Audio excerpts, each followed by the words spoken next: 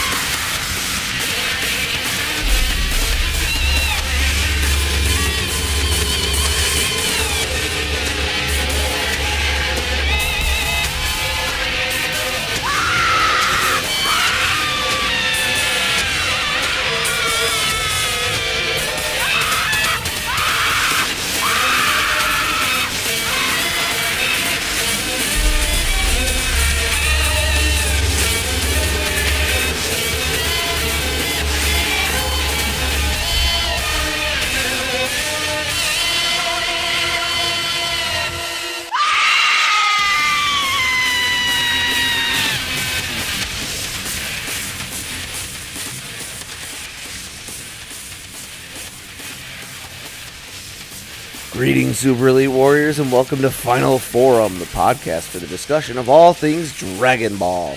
I am your host, Jelly, and this is Final Forum's Dragon Ball-oween. What does that mean?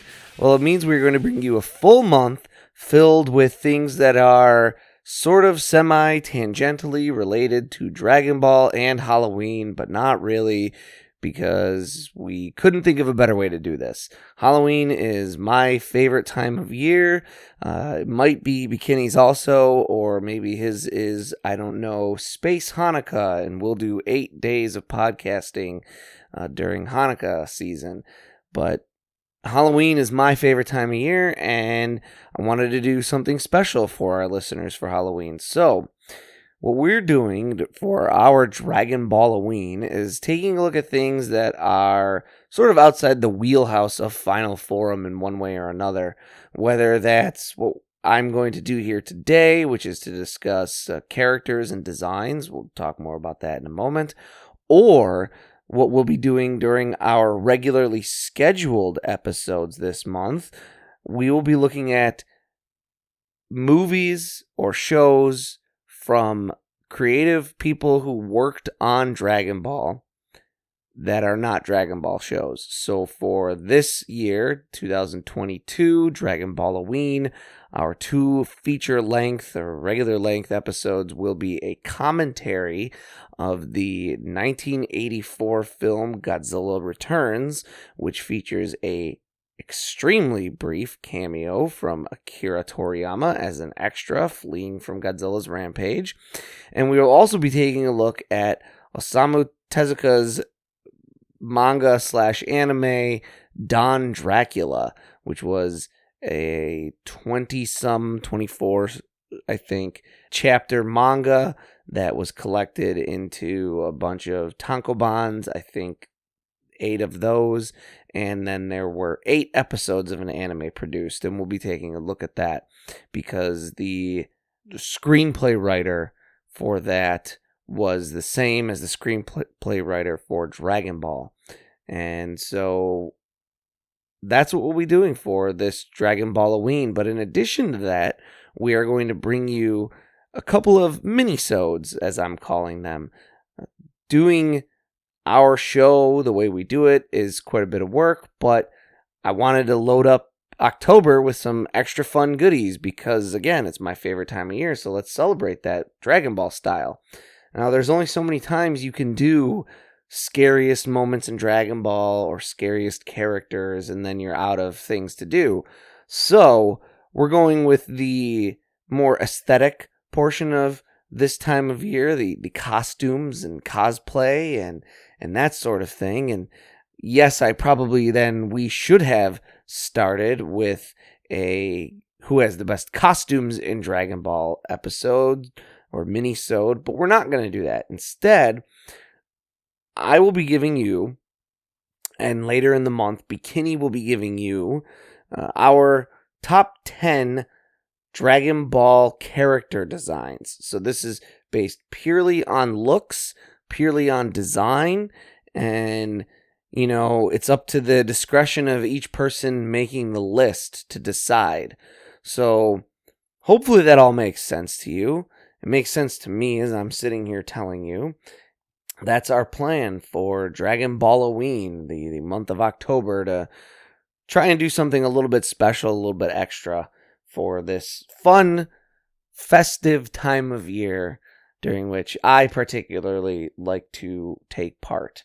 Without further ado, I'll be giving you my list now. Before I get into my list, I'd like to do a couple of honorable mentions and just throw out for you guys who just barely didn't make my cut. Beerus, Boo, and Teen Gohan. And the reason why they didn't make my lists is for Teen Gohan especially. I feel like that's not really iconic. His character changes the way he looks a lot of times. Beerus just kind of didn't quite make the cut. And then Boo, there's not really one definitive Boo.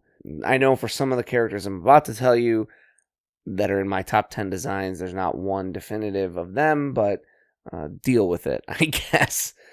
So, coming in on my list of top 10 Dragon Ball character designs, at number 10 is Android 18. Here's the thing about Akira Toriyama when it comes to his female characters in general. And the reason why you sadly won't see Bulma on this list, and she's probably another honorable mention. And aside, also, if we do costumes or an outfits episode someday, which, we start getting into year 2 or 3 of this, we definitely will. Bulma will 100% be getting on that kind of a list, and maybe more than once. Toriyama, though, to get back to my point here, he kind of refuses to give his female characters a singular, definitive look. Something that really defines them and makes them who they are just by their appearance, by their outline, by their profile. Bulma has had dozens of outfits and hairstyles over the years. Chi-Chi has changed her appearance. Even Videl, who's barely in the show, has changed a lot. Android 18, however, has stayed pretty consistent. Sure, she wears a tracksuit now instead of her iconic costume in order to distance herself from her Red Ribbon Army days, but her general profile and outline remain very similar. It's a great femme fatale, and it's really no wonder that it's a well that's gone to more often for cosplayers than probably any other female character in Dragon Ball. Android 18 has a simple, beautiful design. Okay, coming in at number 9 for Jelly's top 10 character designs is Gotenks. Fusion characters in terms of the quote-unquote canon of Dragon Ball are not generally wildly interesting. You take two characters who already look quite a bit alike and you just smush them together, and if you look at one way, you see one character a little bit more, and the other way, you see the other character a bit more. This is especially true of the Goku Vegeta fusions, Vegeto and Gogeta. When you cut them in half, when you bisect them vertically, you will see Vegeta on one side and Goku on the other. It's not the most interesting thing in the world, but Goten and Trunks don't look too similar, and so fusing them together into a singular character winds up giving us a character who's his own thing, rather than look like just Trunks with black hair or Goten with purple hair. Gotenks looks like his own thing. Granted, that's a little bit like Vegeta with Trunks highlights, and so you could argue maybe Goten gets a little bit lost in the whole thing, but it comes together extremely well, and it makes Gotenks stand apart from either of the two beings who come together to make him. I think it's a great design. Number 8, Master Roshi. Master Roshi is probably the first character in Dragon Ball, at least in terms of major characters, whose exterior wholly subverts his interior possibilities. He appears goofy, unrefined, lacking entirely in any ability to be serious. He's just wearing a Hawaiian shirt, flip-flops, shorts, and sunglasses. He's a doof. But underneath that is a power that's really barely hinted at by his design, which is what makes the design so good. His face is mostly hidden beneath those glasses and that mustache. Despite the out loud silliness, there's this mysticism that goes along with his face being so shrouded and difficult to see. It's iconic, it's bright, it's fun, and it has just enough of a dash of secrecy to pull the whole thing together. Number 7, Android 16. There's a lot to unpack with Android 16 as a character, and we will someday, but we're not here for that. Not really, anyway. This is just about how he looks, and he looks sweet. At once over the top and ridiculous, and somehow refined and kind of reserved, Android 16's exterior pretty perfectly encapsulates his interior, and that's why it's such a great design. He looks buff and strong, he can have this mean scowl, and he's got this fiery, angry red mohawk, but it all makes for a tough-looking guy. And then there's something soft, for lack of a better word, to it all that makes it inviting and almost huggable. You get to who he is as a character, where he's created by Dr. Gero in the likeness of Gero's son, and you start kind of picking up on even more intricacies to this design. How he's the only android that has plating, and not plating, but has armor and extra padding, almost like Gero in reviving his son wanted to make sure that his son wasn't ever hurt or killed again. It's a character who would stop at nothing to kill Goku because that's what he's programmed for, but he befriends birds and he's benevolent to all other life. And so it's this cool mix of looking badass, but also being a little bit floofy to him that makes it this perfect mix that is what Android 16 is as a character. Number 6, Mr. Satan. Mr. Satan isn't the coolest character by any means. In fact, that's actually one of the things that makes him kind of cool, ultimately. He's such a well-done, egotistical fraud that over the years, he's wormed his way into our hearts. And his design, it's great. In one look, you understand that he's a fighter and a showman, and that's because he's designed after a wrestler. He even has like a big old wrestling style belt. And sure, Mr. Satan isn't up to snuff with the Z fighters, but that's just like how a pro wrestler wouldn't be up to snuff with a UFC champion, unless that pro wrestler happens to be Brock Lesnar. But Mr. Satan looks like a pro wrestler, and that tells you everything that you need to know about him. He's brash, he's arrogant, he's loud. He can hold his own in a fight. He won the World Martial Arts Tournament in years when the Z fighters weren't there. So he's among the strongest human beings. That just happens to make him weak in terms of what we know as a Dragon Ball viewing audience. The cape rules, the belt is great. It is just a perfect design for a loud, brash, braggart, and showman. Mr. Satan has one of the best looks in all of Dragon Ball. Number 5, Frieza. Frieza is one of the earliest examples of Toriyama taking his proclivity towards subversion and applying it to character design, specifically when it comes to transformation. Yes, Toriyama has given us characters who appear unassuming and made them into major villains prior to this. Vegeta seems small and unassuming next to Nappa, for instance, and then obviously he's the big bad of the Saiyan arc. And Toriyama has also used transformations to sort of subvert what we think about a character.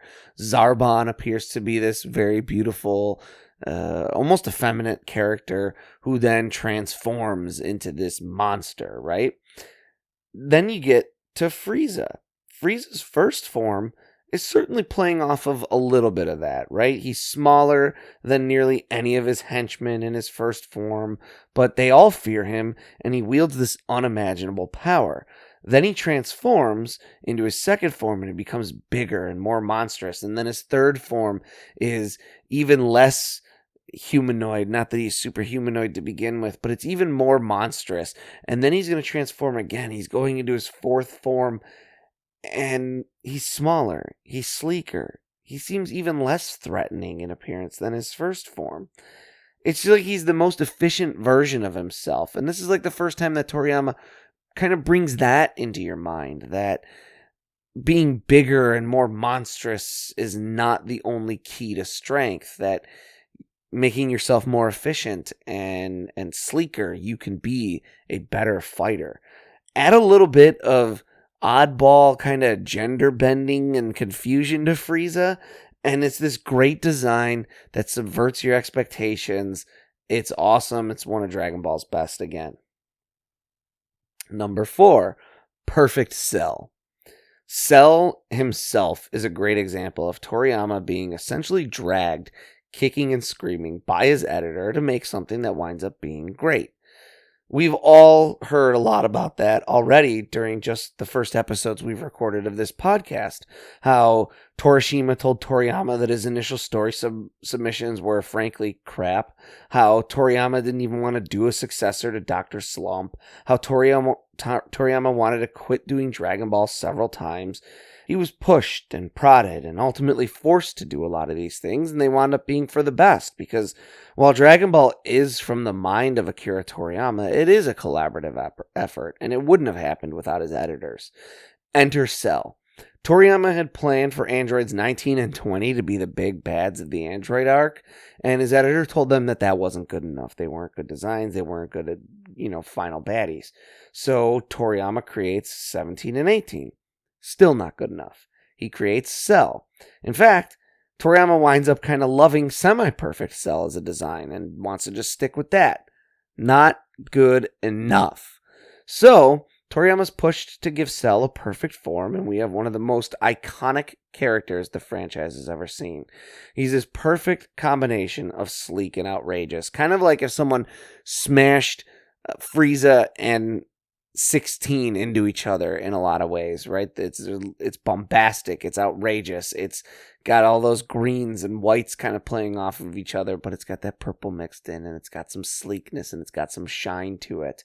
It's biological, but still has a bit of roboticism kind of to it, certainly of androidness. There's ego and refinement. Cell is an excellent character and has a spectacular, dare I say, perfect design. Number 3, Piccolo. He's an angry elf. It's a trope as old as fantasy itself. And yes, obviously there's much more to Piccolo as a character than that, and as a design. But classic execution deserves points as well, and Piccolo is classic. Pointy ears, fangs, green skin, pointy nails, claws, all that. It all works. It makes him seem imposing. Then we get to the not-so-classic things, at least in terms of borrowing from other places, with his design elements. The clothing is just on point. The big shoulder pads are undoubtedly part of Piccolo's absolutely iconic look. But even when he ditches his weighted training clothing, he looks cool as hell. The contrast of his clothing to his skin color is spectacular, with the purple and the green, and you could tell just by looking at this guy that he's the strong, silent type. People have been dying for Piccolo to take more of a spotlight role in the series once again, and that's in no small part because he's just so dang cool to look at whenever he's in that spotlight. Number 2, Goku. We've talked in the past about how, or at least I have specifically, about how a hairstyle can confuse me because I'm a big old dummy, and if someone gets a haircut, they look like a completely different person to me. Luckily, Goku's hair has never changed. This absolutely iconic hairstyle gives the main character of the work a distinct, unique outline and shape, and as soon as you see it, you know exactly who that is. It's a brilliant piece of design work. Add in the awesome orange and blue clothing, and it perfectly contrasts with itself, and you have this absolute home run of a design. And the kanji on it, the white playing off of that orange and breaking up so that it's not just such a color pack, is excellent. Goku is a home run of a design, and he's only beaten out by one other. So, to recap my list real quick, at number 10, we had Android 18. At number 9, Gotenks. Number 8, Master Roshi. Number 7, Android 16. Number 6, Mr. Satan. Number 5, Frieza. Number 4, Cell. Number 3, Piccolo. Number 2, Goku. And our number 1 design for all of Dragon Ball is Vegeta. Vegeta encompasses everything that makes a great Dragon Ball character design. Everything I've talked about above as to what makes a good design is represented in Vegeta. He's at once a little bit subversive, his smaller size belies his power, perfectly encapsulating the trope of a bad guy with a sneer and that widow's peak hairline.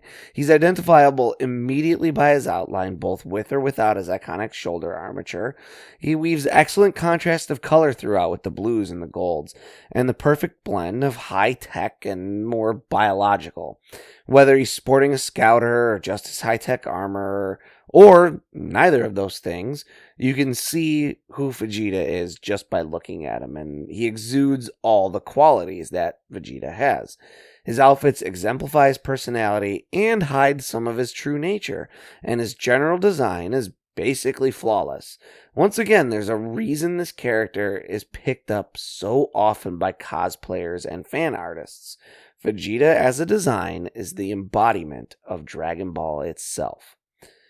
So, hopefully you enjoyed this little mini-sode, and hopefully you're looking forward to Bikini's list as well. I know I am. And we'll see you in just one short week for, I believe it'll be our Godzilla episode. From there, we'll do Bikini's episode, and then we will cap the festivities off with our Don Dracula episode, which will be kind of fitting for Halloween to do a horror-themed show. And then that'll wrap us up, and we'll get back to our regularly scheduled programming. So, did you like this? Did you dislike it? Agree? Disagree? Sound off. Let me know. Let us know. Get in touch. Give us your lists. Thanks for listening to this special, short, hopefully fun episode of Final Forum's Dragon Ball-oween event.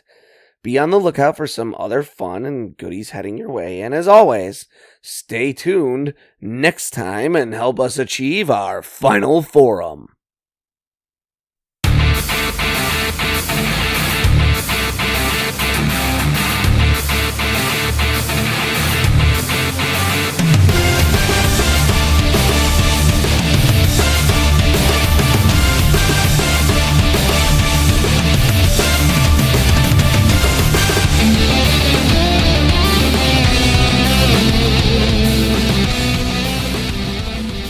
Final Form is written and produced by Tom Gwelly. It is performed by Dan Kinney and Tom Gwelly. Our webmaster is Dan Kinney. Our theme music is provided by YouTube content creator GVG Kid.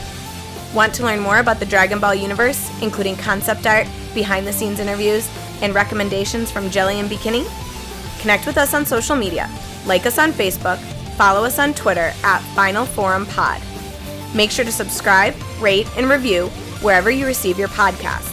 And of course, make sure to share it with your friends and family and help us spread the word of the glory of Lord Frieza. The Frieza Force thanks you for your listenership.